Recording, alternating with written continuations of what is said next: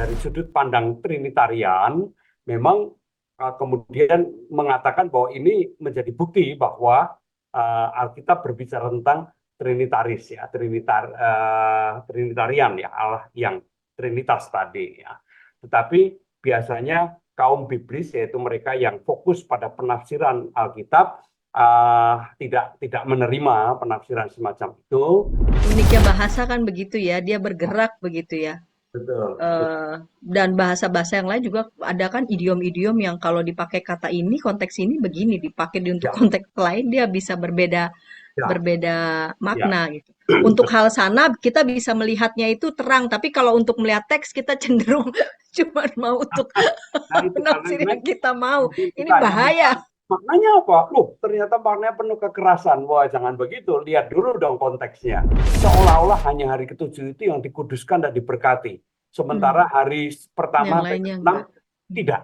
Nah, itu jelas pemahaman yang tidak tepat. hmm, Menguduskan dan memberkati itu terkait dari hari pertama sampai dengan hari yang hmm, ketujuh. Nah, hmm.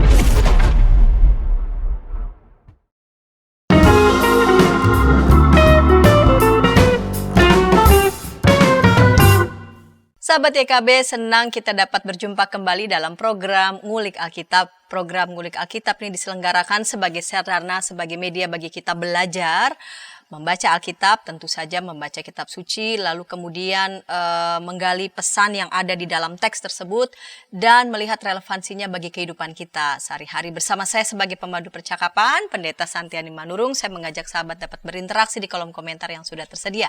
Pada episode kali ini kita hendak mengulik Kejadian pasal 1 ayat 26 sampai pasal 2 ayat 3. Kejadian pasal 1 ayat 26 sampai pasal 2 ayat 3. Dan untuk mengulik teks ini di bawah judul Apakah Jati Diri dan Fungsi Manusia? Apakah Jati Diri dan Fungsi Manusia? Kita akan ditolong oleh narasumber Bapak Pendeta Mungki A. Sasmita. Salam Pak Pendeta. ya, Kita jumpa by sampai Zoom. jumpa kembali. Salam sehat selalu. Ya, Pak Pendeta, kita mau mengulik Kejadian pasal 1 ayat 26 sampai pasal 2 ayat 3 di bawah judul Apakah Jati Diri dan Fungsi Manusia. Kita mulai saja episode kali ini. Kita akan awali dalam doa. Silakan Bapak Pendeta mungkin dapat memimpin kita dalam doa. Mari saudara-saudara dimanapun saudara berada, kita akan membuka ngulik Alkitab ini dengan doa terlebih dahulu. Mari kita berdoa. Segala hormat dan puji syukur kami naikkan kepadamu ya Tuhan, jikalau pada saat ini kami boleh bersama-sama membaca, mendalami, juga merenungkan pesan-pesan firman Tuhan yang disampaikan kepada kami semua melalui kitab suci, melalui kitab Kejadian pasal yang pertama ayat 26 sampai dengan pasal 2 ayat 3 ini. Biarlah Tuhan memimpin seluruh proses penggalian dan perenungan pesan-pesan suci ini agar supaya apa yang boleh kami pahami, apa yang boleh kami pelajari dan kami renungkan sungguh membangun kehidupan kami. Terima kasih Bapa, dimanapun kami berada, penyertaan Tuhan sungguh kami nantikan. Di dalam Kristus kami berdoa. Amin. Amin. Baik, saya akan membaca Kejadian pasal 1 ayat 26 sampai pasal 2 ayat 3. Berfirmanlah Allah, baiklah kita menjadikan manusia menurut gambar dan rupa kita, supaya mereka berkuasa atas ikan-ikan di laut dan burung-burung di udara, atas ternak dan seluruh bumi, serta atas segala binatang yang melata di bumi. Allah menciptakan manusia menurut gambarnya, menurut gambar Allah diciptakannya dia, laki-laki dan perempuan diciptakannya mereka. Allah memberkati mereka dan berfirman kepada mereka, beranak cuculah dan bertambah banyaklah, penuhilah dan taklukkanlah bumi. Berkuasalah atas ikan-ikan di laut, burung-burung di udara dan atas segala binatang melata di bumi. Berfirmanlah Allah, lihatlah aku memberikan kepadamu segala tumbuhan yang menghasilkan biji di seluruh muka bumi dan segala pohon yang buahnya berbiji. semua itu menjadi makananmu. Namun, kepada segala binatang liar, segala burung di udara, dan segala binatang yang melata di bumi, segala binatang yang bernyawa itu, kuberikan segala tumbuh-tumbuhan hijau menjadi makanannya. Maka jadilah demikian. Allah melihat segala yang dijadikannya itu sungguh sangat baik. Lalu jadilah petang dan jadilah pagi, itulah hari ke-6. Demikianlah diselesaikan langit dan bumi serta segala isinya. Pada hari ke-7, Allah telah menyelesaikan pekerjaan yang dibuatnya. Pada hari ke-7 itu, ia berhenti dari segala pekerjaan yang dibuatnya.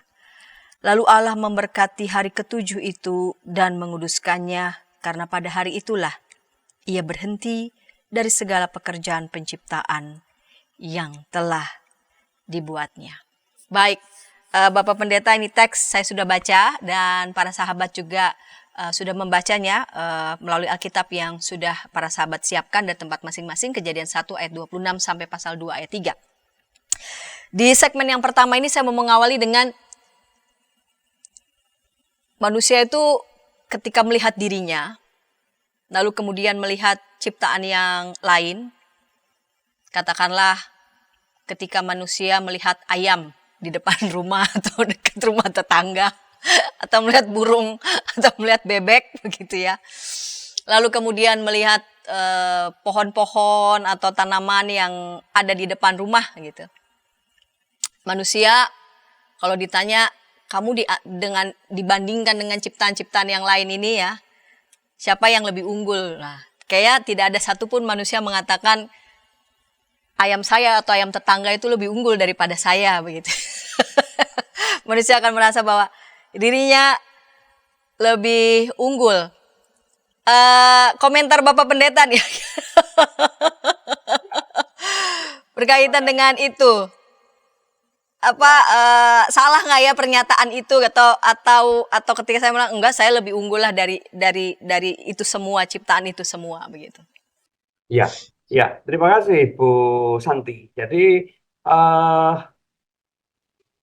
secara faktual tanpa kita melihat kitab suci itu sudah jelas bahwa manusia itu lebih unggul. Ia berkembang sebagai satu spesies, berkembang begitu pesat, ia mampu mengembangkan banyak hal di dalam kehidupannya, ya, di dalam dirinya. Ya, saya kira tidak ada spesies di dunia ini yang mengalami perkembangan sedemikian luar biasa. Itu dari fakta sehari-hari yang kita lihat tanpa kita melihat atau mengacu pada kitab suci.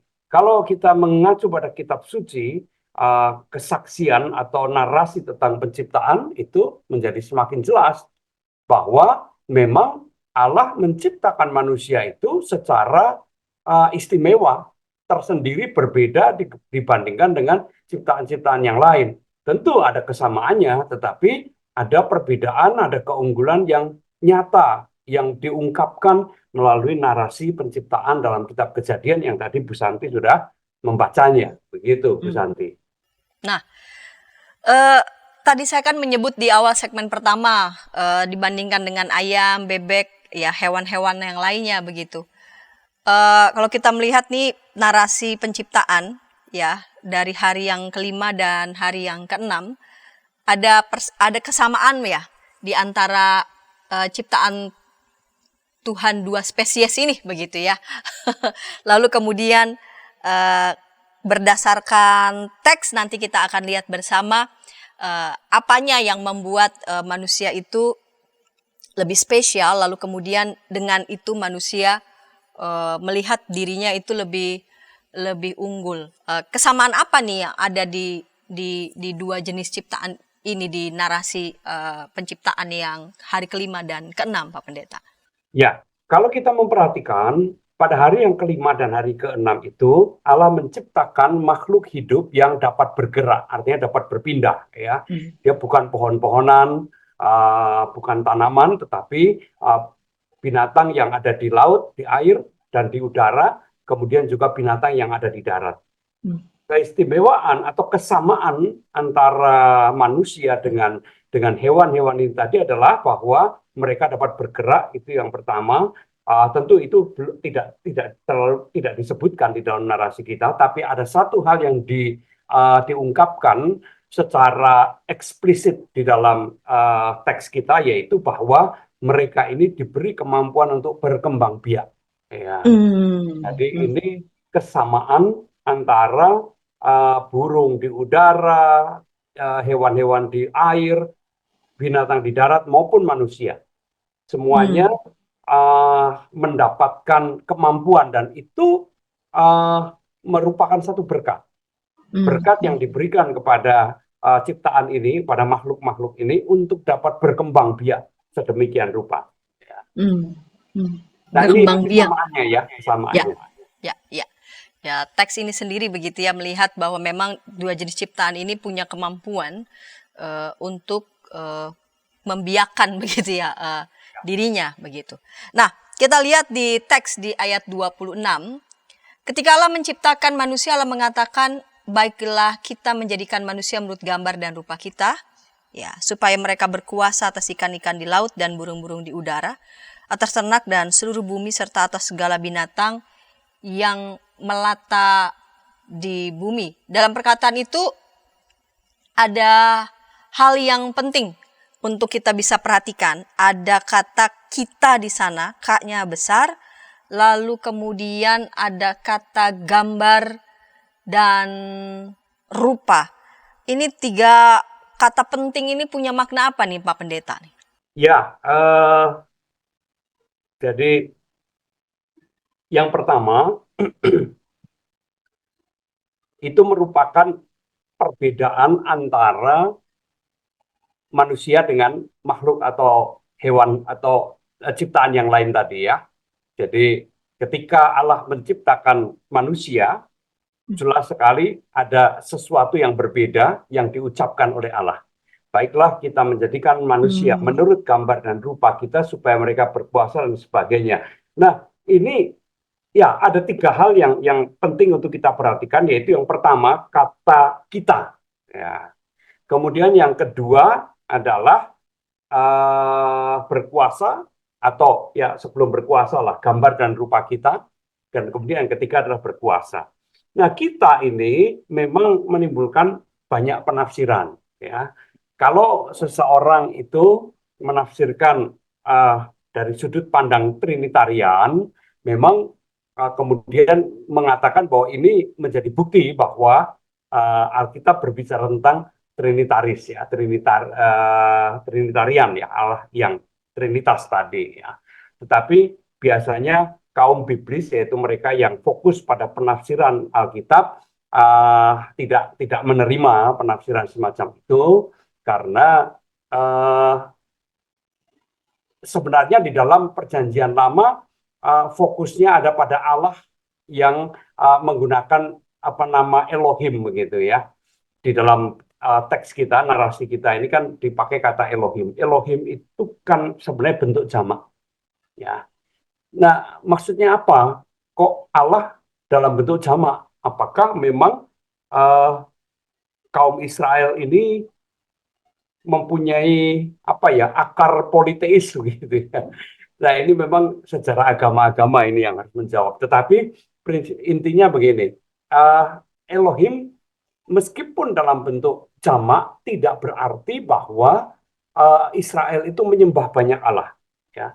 Elohim itu artinya bahwa Allah berada di atas LL yang lain. Nah, kita kembali ke tradisi kuno pada masa itu. Pada masa itu orang punya keyakinan bahwa di tempat-tempat tertentu ada L, ilah ya, L ya.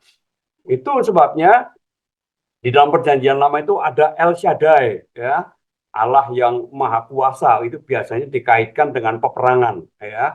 Kemudian ada El Roi, El Jireh dan sebagainya yang sekarang itu tiba-tiba banyak sekali muncul dipakai begitu. Entah ngerti atau enggak. Tapi LL ini sebenarnya adalah penguasa-penguasa lokal. ya, entah itu kota, entah itu untuk kepentingan tertentu. Nah, Elohim yang disembah oleh orang Israel itu berada di atas itu semua. Itu sebabnya kemudian Elohim itu di bentuknya jamak ya, LL gitu ya. L yang besar di atas mengatasi semua L yang ada. Nah, kita, saya pribadi lebih setuju dengan penafsiran yang mengatakan bahwa ini Allah sedang berdialog dengan dirinya sendiri. Ya.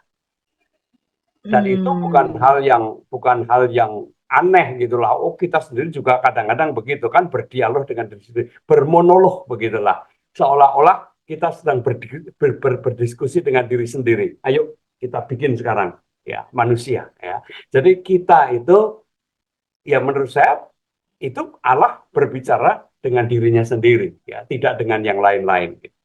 Itu yang pertama. Yang kedua, terkait dengan gambar dan rupa Allah. Nah, ini nanti mungkin perlu ada pendalaman secara Baik. Ya. tersendiri ya. Ya, Jadi, baik. Ini menarik nih. Menarik. Sebelum kita akan lanjut di segmen kedua untuk melihat kata kunci yang lain, ada kata gambar, rupa, lalu kemudian kata kuasa.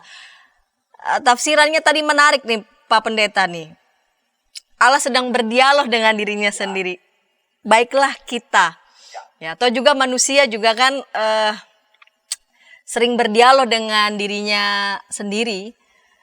Ya, manusia sebagai imago Dei ya bisa saja.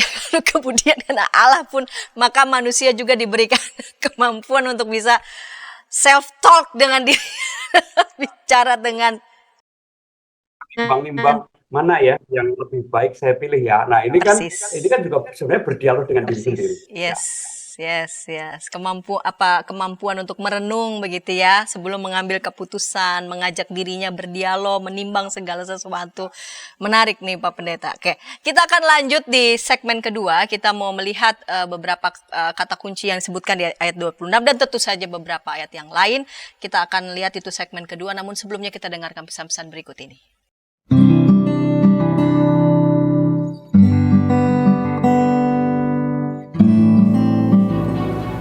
Hi folks, this is Daily Spirit for Youth, a daily devotional that helps you grow closer to God and apply His Word to your life. Daily Spirit for Youth dapat Anda saksikan hari Senin sampai Sabtu pukul 4.30 waktu Indonesia Barat di channel YKB TV.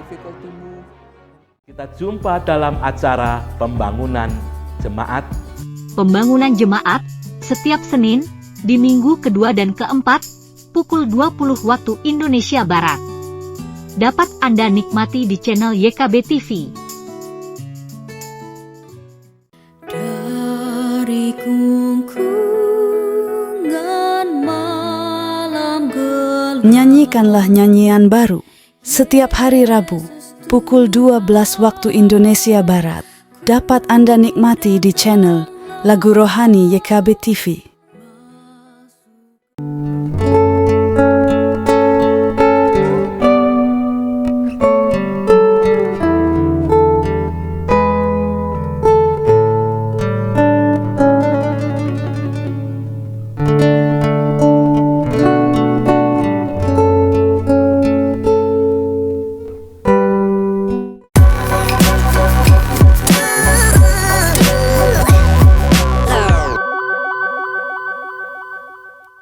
Sahabat Senang masih bersama dengan kami dengan program ini, program Ngulik Alkitab. Pada episode kali ini kita mengulik Kejadian pasal 1 ayat 26 sampai pasal 2 ayat 3 diberi judul Apakah Jati Diri dan Fungsi Manusia. Kita memasuki segmen yang kedua. Sebagai pemandu percakapan, Pendeta Santiani Manurung mengajak sahabat dapat berinteraksi di kolom komentar yang sudah tersedia. Kita lanjut segmen kedua ini bersama dengan narasumber Bapak Pendeta Mungki Asasmita. Baik Bapak Pendeta, kita lanjut di segmen yang kedua ini tentang kata kunci yang lain. Ada gambar dan rupa Pak Pendeta. Ini apa nih artinya? Baiklah kita, Allah sedang berdialog dengan dirinya sendiri menurut kita menjadikan manusia menurut gambar dan rupa kita. Apa yang dimaksud dengan gambar dan rupa nih? Ya, jadi pada umumnya gambar dan rupa ini kemudian digambarkan atau ditafsirkan seperti potret Allah begitu ya. Cuman menjadi persoalan potret Allah itu yang seperti apa? Kan jadi rancu sebenarnya. Nah, gambar dan rupa Allah itu sebenarnya merupakan satu pemberian identitas dan sekaligus fungsi manusia. Ya, jadi ini penting untuk dipahami. Kita perlu berhati-hati dengan pemahaman-pemahaman yang yang harafiah. Gambar dan rupa, wah ini seperti lukisan atau seperti foto. Manusia itu fotonya Allah atau lukisan yang mencerminkan kemiripan dengan Allah. Nah, kemiripan yang seperti apa? Tentu ini menimbulkan kesulitan ya. Tetapi gambar dan rupa yang dimaksudkan di sini adalah bahwa Allah memberi identitas manusia, bukan pada dirinya sendiri, tetapi identitas itu terkait dengan Allah. Atau dengan kata lain begini, bahwa manusia itu sebagai gambar dan rupa Allah diberi kemampuan untuk berkomunikasi dengan Allah dan juga sekaligus juga hidup di hadapannya. Nah, itu maksud dari ketika Allah menjadikan manusia sebagai gambar dan rupa Allah, maka Allah itu menjadikan manusia sebagai satu-satunya ciptaan yang dapat berkomunikasi dengan Allah dan hidup di hadapannya. Ini menjadi identitas. Oleh karena itulah, Karl Barth, seorang teolog Jerman, mengatakan bahwa manusia bukanlah manusia kalau ia bukan gambar Allah. Jadi manusia itu hanya akan menjadi manusia kalau ia dapat berkomunikasi, kalau ia berkomunikasi dengan Allah, kalau ia hidup di hadapan Allah. Ya. Kalau ia tidak melakukan itu, sesungguhnya ia bukan manusia yang diciptakan oleh Allah. Jadi ini mau menggambarkan identitas, tapi sekaligus juga kalau dalam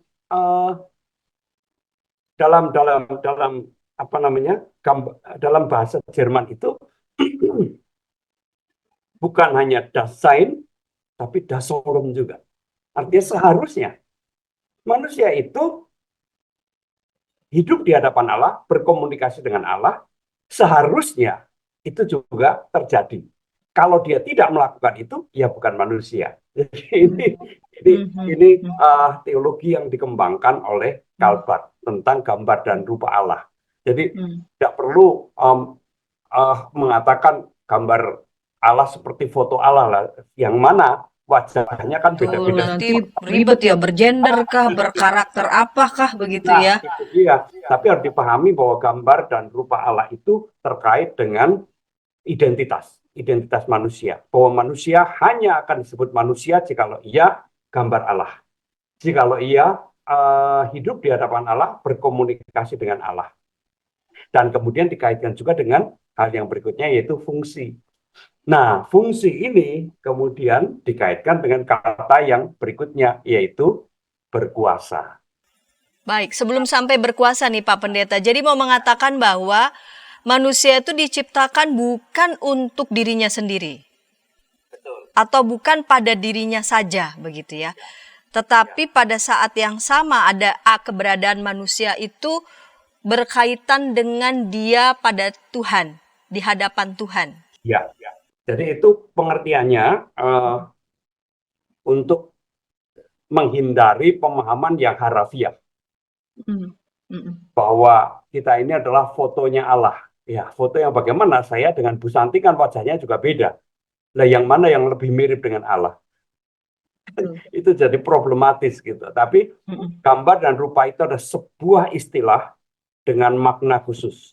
Ya, makna khusus itu adalah bahwa kita ini makhluk yang diberi berkat, karunia, kemampuan untuk berkomunikasi dengan Allah dan hidup di hadapan Allah. Itu sebenarnya disebut gambar dan rupa Allah. Itu identitas kita. Oke, jadi itu identitas ya, identitas yang diberikan. Jadi ini juga sekaligus mengingatkan kita semua ketika kita tidak lagi berkomunikasi dengan Allah, kita tidak hidup di hadapan Allah, hati-hati, kita bukan manusia. Yang diciptakan Allah, begitu ya. Oke, baik. Nah, lalu kemudian Pak mungkin tadi sudah memberikan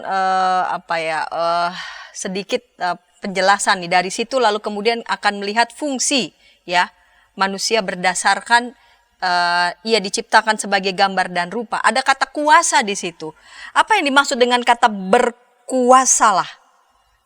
Setelah dia diberikan ya, manusia dijadikan sebagai gambar dan rupa, ada identitas yang diberikan dari Allah kepada manusia. Manusia diberikan kemampuan untuk dapat berkomunikasi dan hidup di hadapan Allah.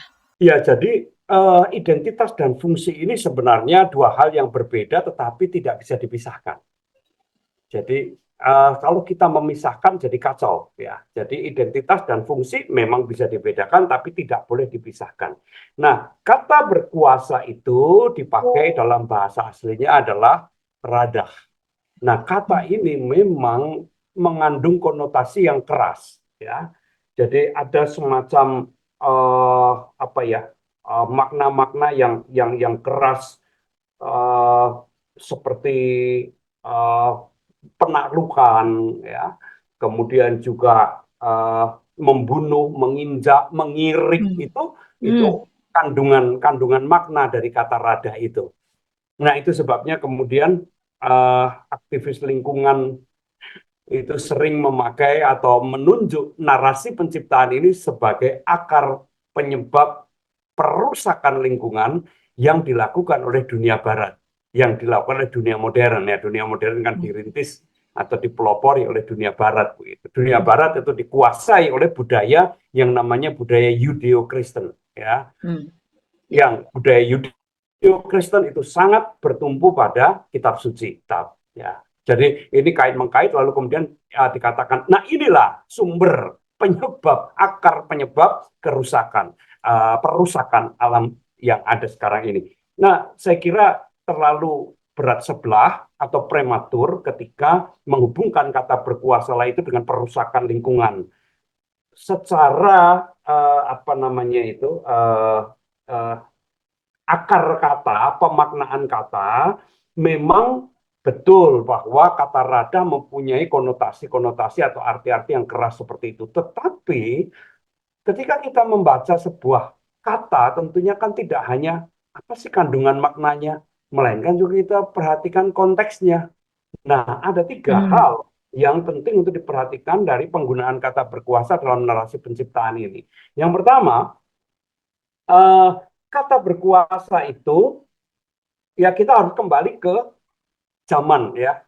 Pada masa itu, pada zaman dulu, di Mesir ataupun Mesopotamia itu wajar sekali kalau menggambarkan raja itu sebagai gambar ilahi ya.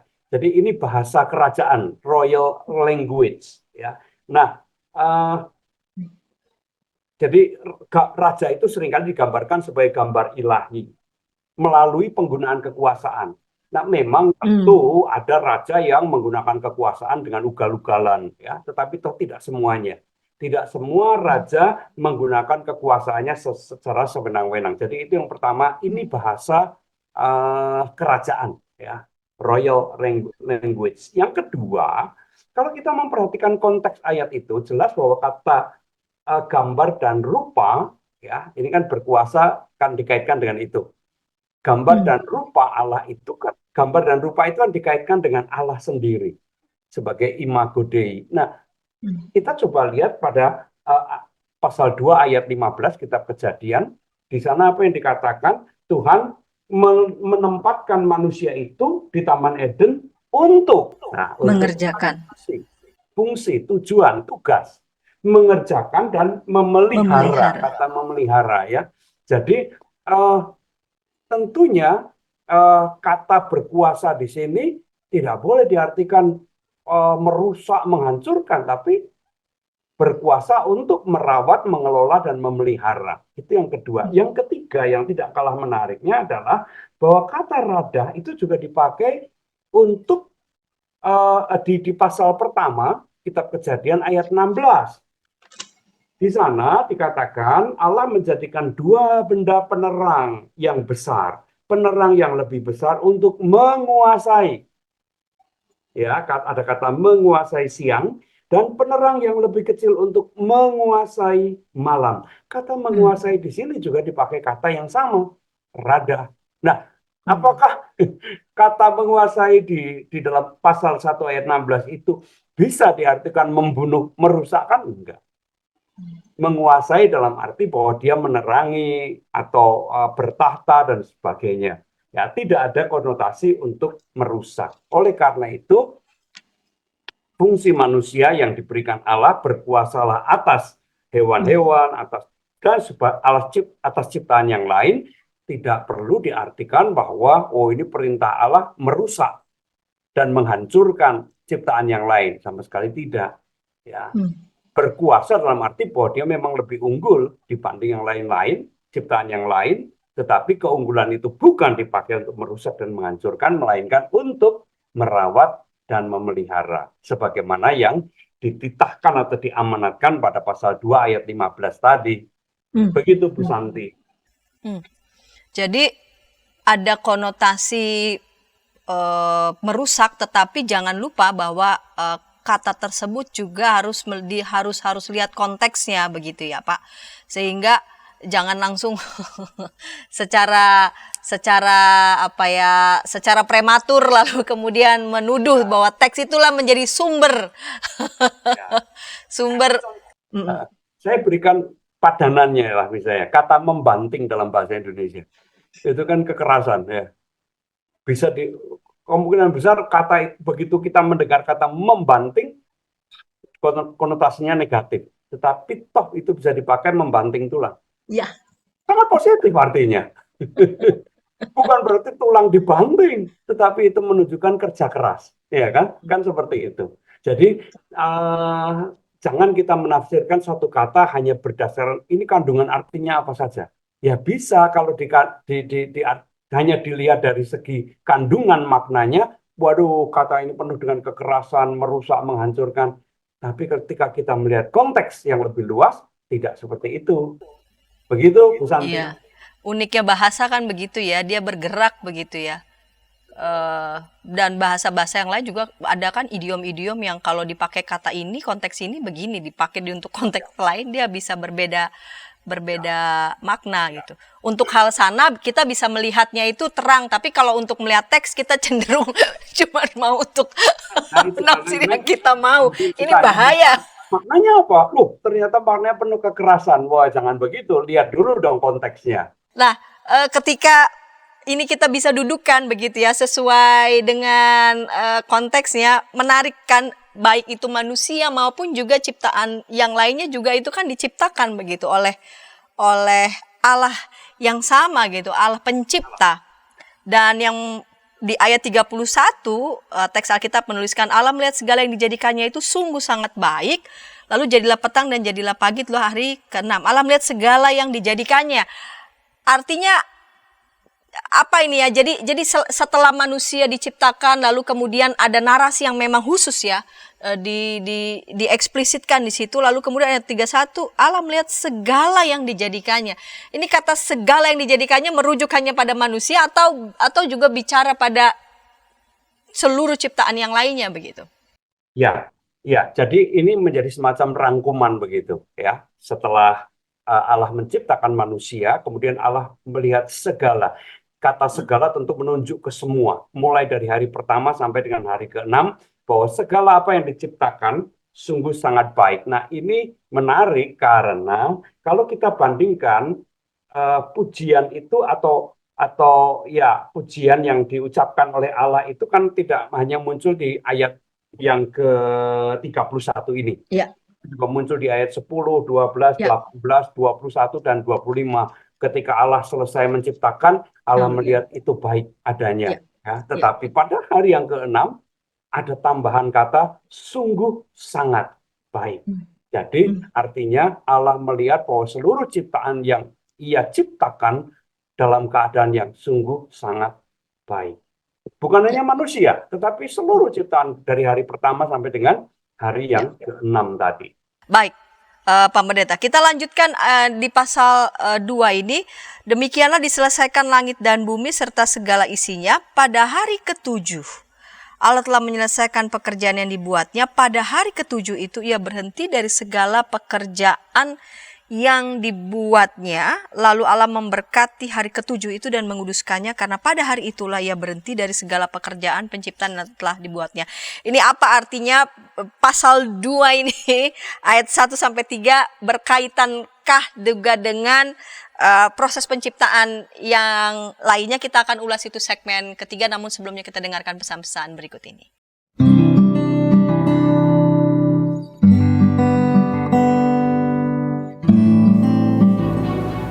Hi folks, this is Daily Spirit for Youth, a daily devotional that helps you grow closer to God and apply His Word to your life. Daily Spirit for Youth dapat Anda saksikan hari Senin sampai Sabtu pukul 4.30 waktu Indonesia Barat di channel YKB TV. Kita jumpa dalam acara pembangunan jemaat. Pembangunan jemaat setiap Senin di minggu kedua dan keempat pukul 20 waktu Indonesia Barat. Dapat Anda nikmati di channel YKB TV. Dari kungkungan malam gelap, Nyanyikanlah nyanyian baru setiap hari Rabu pukul 12 waktu Indonesia Barat. Dapat Anda nikmati di channel Lagu Rohani YKB TV.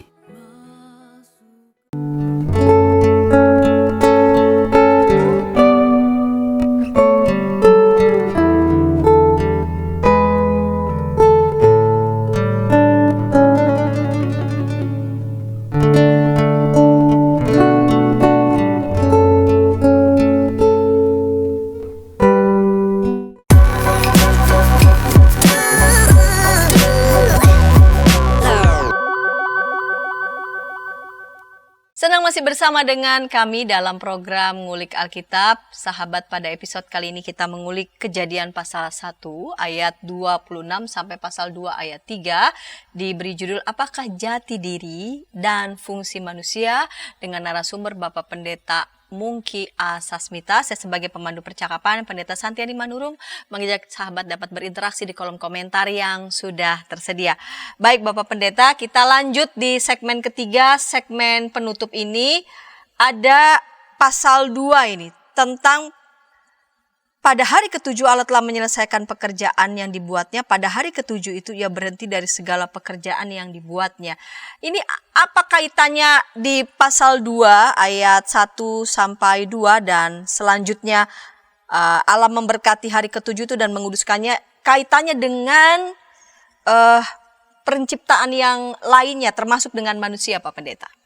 Ya, baik, terima kasih Bu Pendeta Santi. Jadi nampaknya narasi hari ketujuh ini menjadi dasar dari tradisi atau institusi Sabat, begitu ya. Jadi ini khususnya di kalangan Yahudi ini dijadikan landasan, jadikan dasar kenapa mereka menguduskan hari Sabat. Nah, tetapi seorang teolog Jerman juga yang bernama Gerhard von Rath itu mengatakan bahwa apa yang dipahami atau yang diungkapkan dalam narasi kejadian hari ketujuh ini tentang Sabat itu tidak sama dengan pemahaman orang-orang Yahudi pasca pembuangan di Babel. Ya, jadi itu dua pemahaman yang sungguh sangat berbeda. Nah, begini. Jadi fokus dari Kejadian pasal yang kedua ayat 1 sampai dengan 3 itu bukan pada istirahatnya, tetapi pada menguduskan dan memberkati. Nah, jadi hari ketujuh itu tidak boleh dilepaskan kaitannya dengan 6 hari sebelumnya. 6 hari tanpa hari ketujuh tidak lengkap. Tetapi hari ketujuh tanpa 6 hari sebelumnya tidak ada makna apapun. Itu sebabnya 6 hari dan hari yang ketujuh itu harus dipahami sebagai satu kesatuan integral, utuh tidak terpisahkan. Sehingga kata memberkati dan menguduskan tidak boleh hanya ditempatkan di hari ketujuh. Seolah-olah hanya hari ketujuh itu yang dikuduskan dan diberkati. Sementara hari pertama Yang sampai lainnya keenam enggak. tidak. Nah, itu jelas pemahaman yang tidak tepat. Menguduskan dan memberkati itu terkait dari hari pertama sampai dengan hari yang ketujuh. Nah, kalau demikian halnya, maka Sabat itu dalam narasi penciptaan tidak hanya sekedar hari perhentian, seperti yang dipahami pasca pembuangan tadi, ya. Kalau pasca pembuangan itu kan penekanan yang sangat berlebihan, sangat kuat terhadap hari perhentian, nggak boleh ngapa-ngapain, nggak boleh mengerjakan ini dan itu, hanya boleh melakukan aktivitas tertentu saja. Nah, itu yang menyebabkan terjadinya banyak Konflik, konflik ya. dengan Ya. Tuhan Yesus, kan begitu. Ya. Nah, padahal kalau kita memperhatikan narasi hari ketujuh itu, atau narasi penciptaan secara keseluruhan, maka Sabat itu sebenarnya bukan sekedar perhentian, tetapi Sabat itu merupakan suatu berkat dan pengudusan seluruh ciptaan. Dan itu sangat sangat dekat atau sangat erat kaitannya atau maknanya sangat dekat jikalau kita memperhatikan hukum keempat, ya, baik yang ada di Kitab Ulangan maupun Kitab Keluaran, ya, Kitab Keluaran pasal 20, Kitab Ulangan pasal 5. Jelas sekali ketika berbicara soal kudus, ingat dan kuduskan hari Sabat, itu tidak melulu soal perhentian, tapi soal penghargaan. Ya, kan? Ya. Misalnya begini, budakmu laki-laki, budakmu perempuan, hewan-hewanmu, anak laki-lakimu, anak perempuanmu, berhenti, beristirahat. Lalu ada kata yang menarik, ingatlah bahwa engkau dulu juga menjadi budak.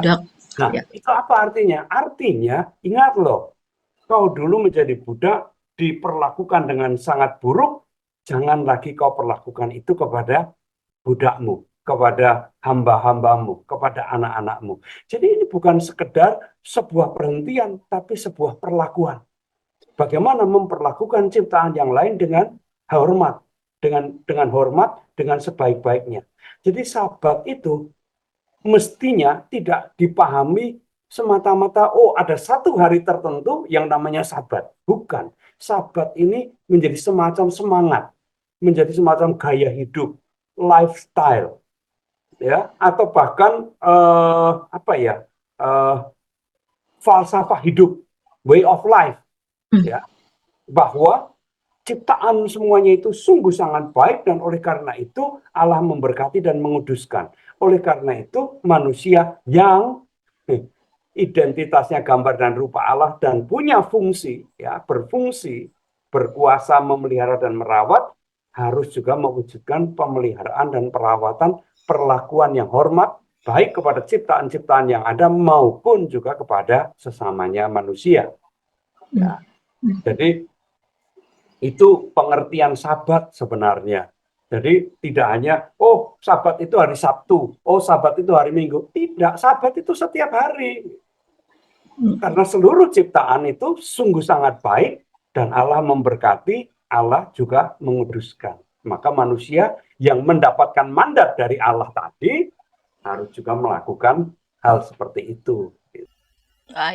Baik Pak Pendeta, ini menarik ya. Jadi kaitannya justru ini bukan semata soal istirahat ya, tetapi sungguh-sungguh menghargai ya ciptaan Allah itu, dan karena manusia diberikan mandat berkuasa tapi juga sekaligus merawat dan memelihara, dan kepada manusia juga dilekatkan identitas karena manusia itu diciptakan, dia punya kemampuan untuk dapat berkomunikasi dan melihat dirinya di hadapan Allah. Maka pada saat yang sama dia juga harus menghargai ciptaan yang lainnya, baik sesama manusia maupun juga ciptaan yang lainnya, begitu. Nah, sebetulnya di setiap segmen Pak Pendeta sudah menyampaikan poin-poin pesan sekaligus tadi menggali pesan setiap teks. Namun kiranya Pak Pendeta di segmen ketiga, segmen penutup ini, Pak Pendeta bisa bisa memberikan poin-poin bernas nih buat kita, sehingga kita bisa melihat relevansinya nih buat kehidupan kita sehari-hari, dengan mengulik teks Kejadian 1 ayat 26 sampai pasal 2 ayat 3 dengan judul Apakah Jati Diri dan Fungsi Manusia? Ya, baik Bu Pendeta Santi, terima kasih. Jadi saya ada hendak menyampaikan 4 hal relevansi dan makna narasi penciptaan itu untuk kehidupan kita sekarang. Yang pertama, kita diingatkan bahwa manusia, kita semua ini diciptakan sebagai gambar dan rupa Allah yang memiliki 2 arti penting, yaitu bahwa gambar dan rupa Allah itu jati diri kita, identitas kita, dan sekaligus juga fungsi kita. Keduanya itu berkelindan, ya, tidak dapat dipisahkan.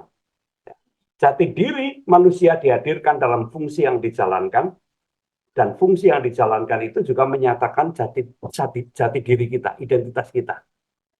Kalau kita berfungsi baik, itulah identitas kita. Berfungsi sesuai dengan mandat, sesuai dengan amanat yang diberikan Allah, itulah gambar dan rupa Allah. Begitu ya. Nah, yang kedua, gambar dan rupa Allah dikaitkan dengan berkuasa dan menaklukkan. Allah memang memiliki otoritas dan kedaulatan yang tak terbatas atas seluruh ciptaannya. Nah, kedaulatan dan kekuasaan itulah yang didelegasikan kepada manusia, namun terbatas. Dan kekuasaan itu harus dijalankan dengan cara seperti yang dalam kitab Kejadian pasal 2 ayat 15 tadi, menjaga, merawat, memelihara ciptaan yang lain. Dan hal yang ketiga terkait dengan hari ke-7, Allah memberkati seluruh ciptaannya, itulah Sabat. Sabat sekali lagi bukan sekedar hari tertentu atau bukan sekedar hari perhentian, tapi Sabat adalah penegasan bahwa seluruh ciptaan Allah adalah kudus. Maka manusia yang mendapatkan mandat dari Allah mesti menjaga kekudusan ciptaan tersebut dengan cara merawat dan memeliharanya demi kelestarian dan kesejahteraan umat manusia, sekaligus juga mewujudkan kepatuhan makhluk yang menjadi gambar dan rupa Allah tadi, kepatuhan manusia kepada Allah. Dan terakhir, bila Sabat adalah panggilan untuk memelihara dan merawat seluruh ciptaan, itu berarti termasuk di dalamnya memelihara, merawat, memperlakukan dengan penuh hormat sesamanya manusia. Dengan demikian, Sabat juga panggilan untuk memelihara kehidupan ini seutuhnya. Makna tersebut selaras dengan isi perintah dari hukum keempat di dalam Keluaran pasal 20 ayat 8-11 dan Ulangan pasal 5 ayat 12-15. Ingat dan kuduskan hari Sabat. Keempat hal itulah yang ingin saya bagikan sebagai kesimpulan dan relevansi untuk ngulik Alkitab pada kali ini. Begitu, Bu Pendeta Santi? Ya, Pak Pendeta, jadi manusia diciptakan sebagai gambar dan rupa, ini sebagai jati diri dan fungsi, Pak Pendeta sudah menegaskan. Bisa dibedakan, tapi tidak bisa dipisahkan. Dia Ya, berkelindan, betul. jati diri manusia dihadirkan dalam fungsi yang dijalankan, dan fungsi yang dijalankan itu menyatakan Identitasnya. jati diri Atau jati identitasnya, ya, sebagai manusia yang diciptakan ya oleh Allah, yang diberikan kepadanya jati diri sebagai gambar dan rupa. Nah, karena manusia diciptakan sebagai gambar dan rupa, dia harus melaksanakan fungsi sesuai dengan mandat, maka manusia tidak boleh dengan secara sewenang-wenang lalu kemudian tidak menghargai ciptaan yang lainnya, tidak menghormati ciptaan yang lainnya, lalu kemudian melakukan tindakan yang eksploitatif. Ya, Dan hari betul. ke-7 juga tidak bisa dilepaskan dari hari di mana Allah menciptakan yang lainnya, ya.